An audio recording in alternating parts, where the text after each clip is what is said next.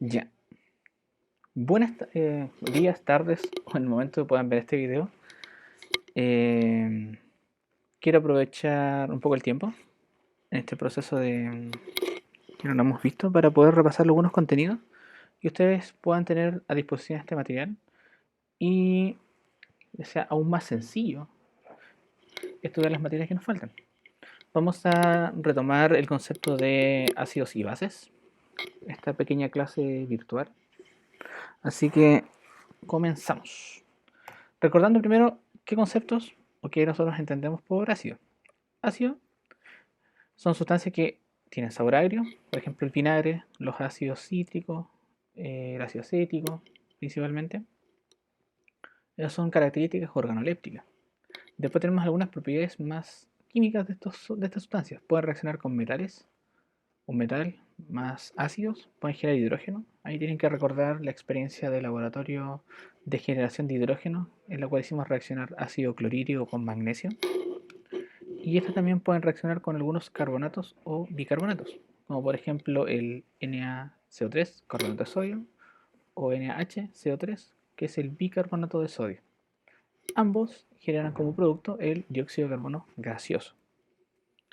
Como contraparte, tenemos las bases, sustancias que como características organolépticas tienen un sabor amargo, se sienten algunos mentes resbalosos y lógicamente algunos jabones contienen bases. Estas sustancias son antagonistas entre sí, pueden reaccionar entre sí para generar principalmente agua. Estas definiciones son extremadamente básicas y no nos permitirían estudiar las ecuaciones que vamos a ver más adelante. Entonces vamos con algunas definiciones más formales.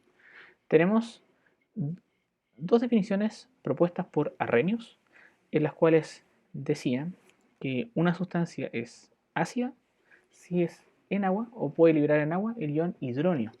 Lo tenemos acá esquematizado como H3O positivo, que es el agua o el protón hidratado en agua. Y tenemos acá una reacción, ácido clorhídrico más agua, forma el ion hidronio y va a liberar el ion cloruro. Una base, según Arrhenius, es una sustancia capaz en solución acuosa liberar el ion OH. Tenemos acá hidróxido de sodio, por ejemplo, una sustancia básica. En presencia de agua va a liberar el ion OH, ¿ya? Y se va a solvatar el ion sodio. Es una reacción de solvatación, pero que en fase acuosa está liberando estos dos iones.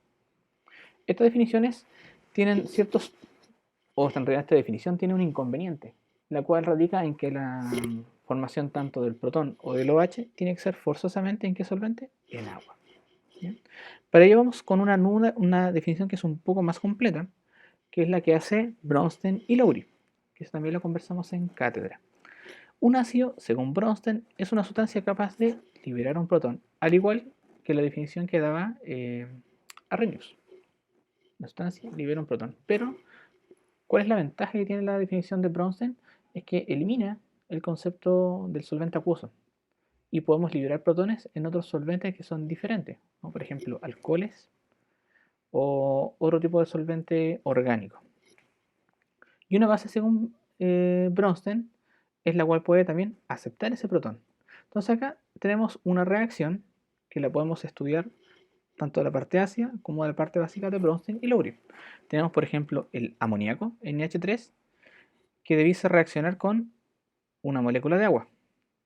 Aquí, ¿qué ocurre?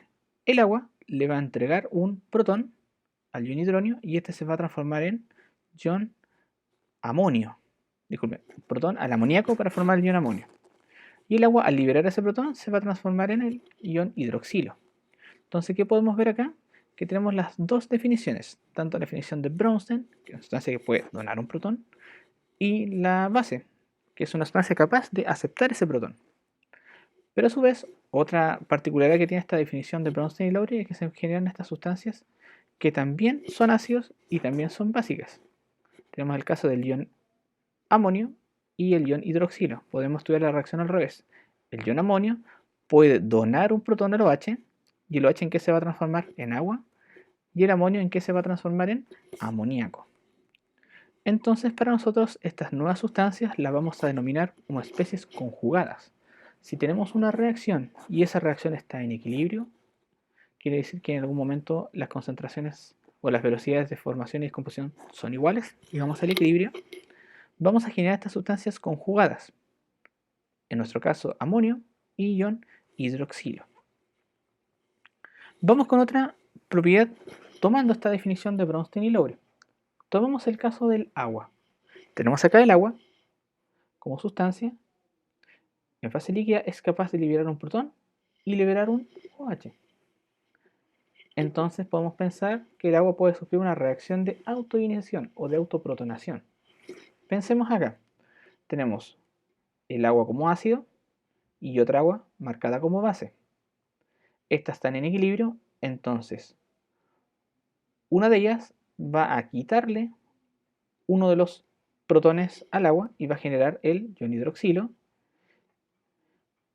¿ya? Y la otra, como aceptó el sistema, se va a transformar en el ion hidronio. Entonces tenemos acá la misma reacción. Agua con agua debería formar ion hidronio y debería generar el ion hidroxilo. ¿Ya? Ahí tenemos la reacción en todas sus fases. ¿Ya? Entonces, según esta definición de Bronsted y Lowry, bueno, cualquiera de estas moléculas de agua debiese funcionar como un ácido y por ende la otra como base y generar subespecies conjugadas, como es el ion hidronio y el ion hidroxilo. Y como le explicaba recién. Como tenemos un equilibrio, nosotros podemos escribir una constante de equilibrio de nuestro sistema. Entonces nuestra constante de equilibrio para el sistema de autoprotonación o de autohidrogenación del agua, tenemos que la constante K sub C, constante de concentraciones, es igual a la concentración del ion hidrógeno o hidronio por la concentración del ion OH dividido por la concentración del agua. Pero tenemos que saber que el agua, al ser una sustancia líquida, por definición, tiene que ser descartada o eliminada del valor de la constante. Y nos quedaría una nueva constante, que es la que está aquí. Y quiere decir que esta constante de autoprotonación del agua es igual a ¿qué? A únicamente la concentración molar de los iones hidrógeno por la concentración molar de los iones hidroxilos. O hidróxidos en realidad es la palabra correcta. Es importante saber que esta constante, al igual que todas las constantes de equilibrio, dependen de la temperatura. Y a 25 grados centígrados, nosotros decimos que el valor numérico que tiene la constante de autoprotonación del agua es de 1 por 10 elevado a menos 14. Eso quiere decir que nosotros podemos hacer algunas ideas o alusiones desde esta reacción. Si las concentraciones son exactamente iguales, tanto de protón como de OH, iguales en concentración, nosotros vamos a decir que esa solución es neutra. Si la concentración de hidrógeno es ligeramente superior a la concentración de OH, podemos decir que la concentración o la solución final es ácida. Y viceversa, si la concentración de OH es más alta que la concentración de hidrógeno o hidronio o protón, esa la vamos a mirar como una solución básica. Para ello vamos a hacer un cálculo. Tenemos acá cuál es la concentración de iones OH, que hay una solución de ácido clorhídrico cuya concentración de hidrógeno es 1.3. Para ello nos vamos a valer de la definición, que la constante de autoprotonación del agua tiene un valor de 1 por 10 a la menos 14 y reemplazamos. El ácido clorhídrico es un ácido fuerte que lo vamos a definir más adelante. Eso quiere decir que la concentración molar de esta sustancia es igual a la concentración molar de cada una de sus partes. Eso quiere decir que si el ácido clorhídrico es 1,3 molar, significa que es 1,3 molar en protón y 1,3 molar en ion cloruro, dependiendo como yo lo exprese. En nuestro caso, 1,3 molar en protón. Hacemos los despejes correspondientes y decimos 1 por 10 a la menos 14 dividido en ese 1.3 por 10, o sea, 1.3 molar, disculpen, y nos dará un valor de 7,7 por 10 a la menos 15 molar. Si bien acá se puede observar esta gran diferencia en valores de concentración, debemos decir que si existe el ion hidrógeno, también existe el ion OH.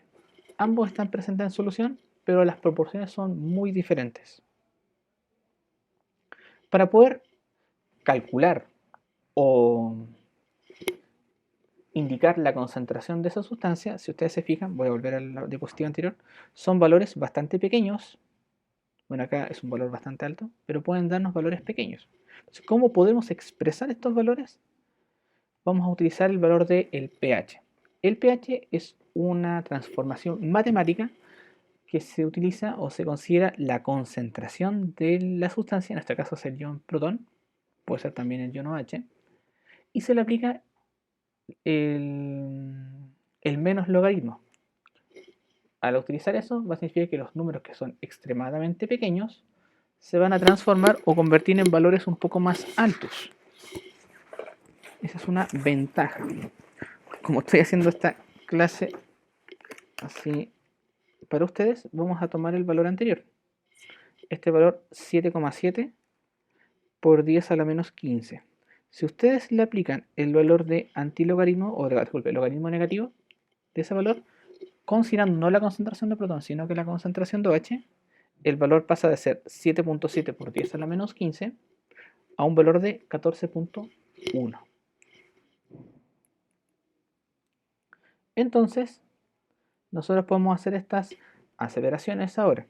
Ya definiendo que lo que es el pH, que es una medida de la acidez, en la cual nosotros convertimos valores pequeños en valores medibles, tenemos que las soluciones neutras, las concentraciones de estas dos sustancias son las mismas. Si nosotros consideramos que la constante K sub water era 1 por 10 a la menos 14 y era la multiplicación de estas dos sustancias, significa que numéricamente ¿cuánto vale cada uno de los términos? 1 por 10 a la menos 7. Si utilizamos menos logaritmo, disculpen, de 1 por 10 a la menos 7, el valor resultante va a ser exactamente igual a 7. Ahora, si la concentración de protones es más alta que la de la concentración OH, el valor va a ser menor a 7. Y por ende, si la concentración de OH es más alta que la concentración de protón, el valor de pH va a ser superior. Y por ende, llegamos a una escala de pH en la cual, a medida que aumenta el valor del pH, la concentración del ion hidrógeno es menor. Esta escala numéricamente va desde 0 hasta 14, pero siempre y cuando sean soluciones diluidas. Eso es lo que es importante saber. Acá tenemos algunos ejemplos que vimos de algunas sustancias que son comúnmente, o que nosotros comúnmente podemos medir el pH.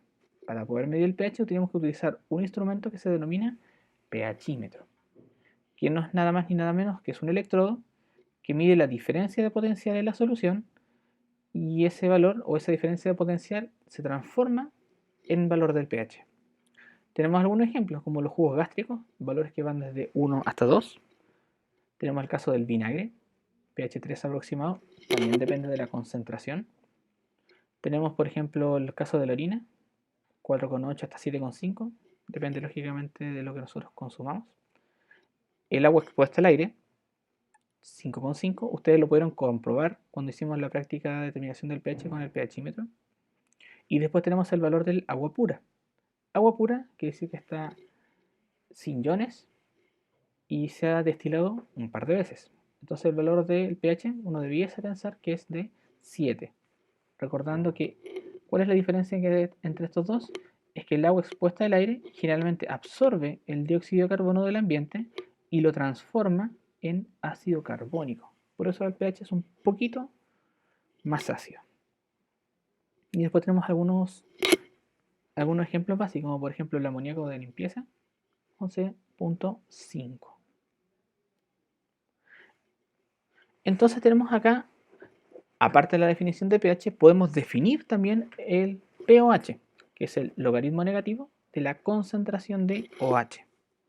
Protón, o sea, pH menos el logaritmo de la concentración de hidrógeno. Esto es lo que le explicaba recién. Si la multiplicación de estas sustancias me da K sub water, ¿cuánto me vale cada uno de esos valores? Es 1 por 10 a la menos 7. 1 por 10 a la menos 7 por 1 por 10 a la menos 7 me tiene que dar como resultado 1 por 10 a la menos 14. Si aplicamos a esta definición el concepto de menos logaritmo de protón, se obtiene pH, menos logaritmo de OH, se obtiene pOH.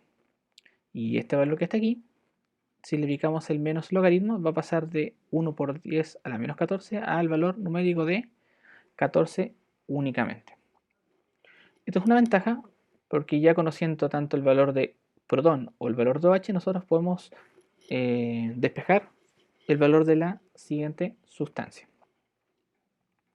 Tenemos acá un ejemplo bastante particular. Dice, el pH de la lluvia recolectada en una región del noreste de Estados Unidos en un día normal es de 4,82. Y la pregunta es, ¿cuál es la concentración de hidrógeno en el agua de lluvia? Para poder hacer ese cálculo, tenemos que volver nuevamente a la definición de pH. pH se define como menos el logaritmo de la concentración de protones. Si ya me están dando este valor, el valor de pH, tengo que despejar el valor de la concentración. Pero ¿cómo elimino el concepto de logaritmo? Utilizando la función antilogaritmo. El antilogaritmo, como estos logaritmos son en base 10, hay que elevar a 10. Entonces, la concentración de protones va a ser igual a 10 elevado a valor negativo del pH. Recordando que este valor negativo depende de este valor negativo de acá. ¿Ya? No se van a confundir en algún momento en matemáticas. Si nosotros reemplazamos ese valor del valor de pH 4,82, obtenemos la concentración de protones, disculpe, casi decir hidrógeno, pero está bien. La concentración de hidrógeno. Tenemos acá otro ejemplo. Dice, la concentración de OH en una muestra de sangre es de 2,5 por 10 a la menos 7 molar. Y nos preguntan por el pH de la misma. Para poder hacer esto, lo primero que tenemos que calcular es el pOH, tomando la misma relación para aprovechar un poco los conceptos. Si nosotros reemplazamos menos logaritmo por la concentración de OH, acá, vamos a obtener un valor de pOH de 6,6. Pero ese no es el valor del pH, sino que es el valor del pOH. ¿Qué tenemos que hacer? Tomar la formulita de arriba, o la definición de arriba, que la suma de estas dos sustancias nos tiene que dar 14. Entonces, 14 menos el valor del pOH, que es 6,6, nos da como resultado de 7,4. Y ese es el valor del pH de la sangre. ¿Ya? Este concepto que vamos a ver ahora, que se llama electrolito fuerte, lo vamos a ver en el siguiente video.